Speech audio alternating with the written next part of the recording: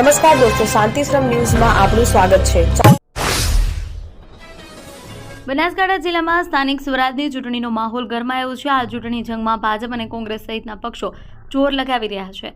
અંતર્ગત રાજ્યના નાયબ મુખ્યમંત્રી અને ગૃહમંત્રી હર્ષ સંઘવી આજે વડગામ પહોંચ્યા। તેમણે વડગામ જિલ્લા પંચાયત, તાલુકા પંચાયતની બેઠકોના પ્રચાર માટે વડગામ એપીએમસી નજીક એક જંગી જાહેર સભાને સંબોધી।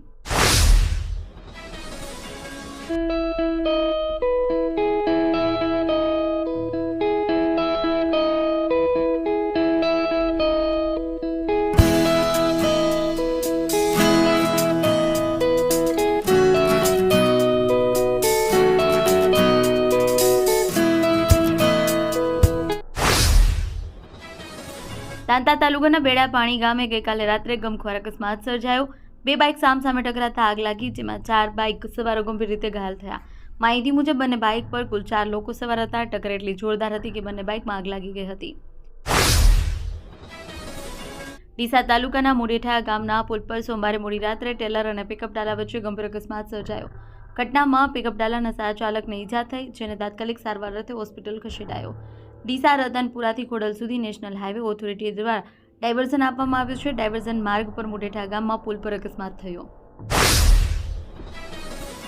વાવ અને થરાદના વિભાજન બાદ અસ્તિત્વમાં આવેલા નવારા તાલુકામાં પ્રથમ વખત સ્થાનિક સ્વરાજની ચૂંટણી યોજાવા જઈ રહી છે। એક તરફ નવો તાલુકો બનવાનો ઉત્સાહ છે, તો બીજી તરફ પૂર્વ પટ્ટાના ખેડૂતોમાં પાણીના તળ ઊંડા જવાના કારણે ભારે રોષ જોવા મળી રહ્યો છે। બનાસકાંઠા જિલ્લા કાંકરેજ તાલુકા ક્ષત્રિય ઠાકોર સમાજ દ્વારા પાદરડી ગામે સમૂહ લગ્નનું આયોજન કરવામાં આવ્યું। વૈશાખ સુદ પાંચમ તારીખ 21 એપ્રિલ 2026ના રોજ કાર્યક્રમ યોજાયો। આ સમૂહ લગ્નમાં કુલ 116 યુગલોએ શાસ્ત્રોક્ત વિધિ વિધાન અને પવિત્ર મંત્રોચ્ચાર સાથે સૂર્યનારાયણ અને અગ્નિને સાક્ષીમાં પ્રભુતામાં પગલાં પાડ્યા। ગુજરાતના સુપ્રસિદ્ધ શક્તિપીઠ અંબાજી ખાતે ₹1632 કરોડના ખર્ચે શક્તિ કોરિડોરનું નિર્માણ કાર્ય પૂરજોશમાં ચાલી રહ્યું છે। પ્રોજેક્ટ અંતર્ગત અંબાજી મંદિરમાં શક્તિ દ્વારથી ગબ્બર સુધીના માર્ગ પર આવેલી તમામ મિલકતોને ડેમોલેશન કરવાની કામગીરી શરૂ કરવામાં આવી છે।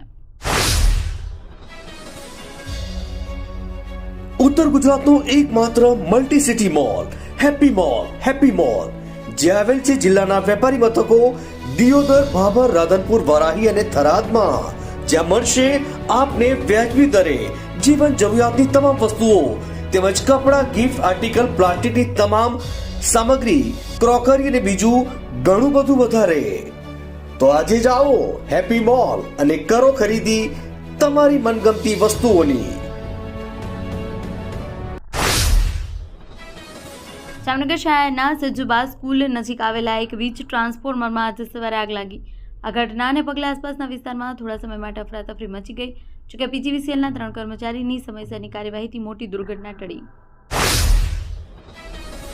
વિદેશ જવાની ગાલછામાં વધુ એક ગુજરાતી પરિવાર છેતરપિંડી અને લૂંટનો શિકાર બન્યો।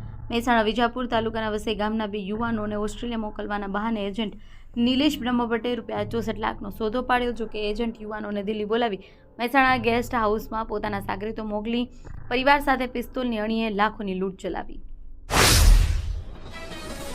પાવથરા જિલ્લામાં પોલીસ વડા ચિંતન તેરાએ ભાભર પોલીસ સ્ટેશન ખાતે એક મહત્વપૂર્ણ બેઠક યોજી હતી।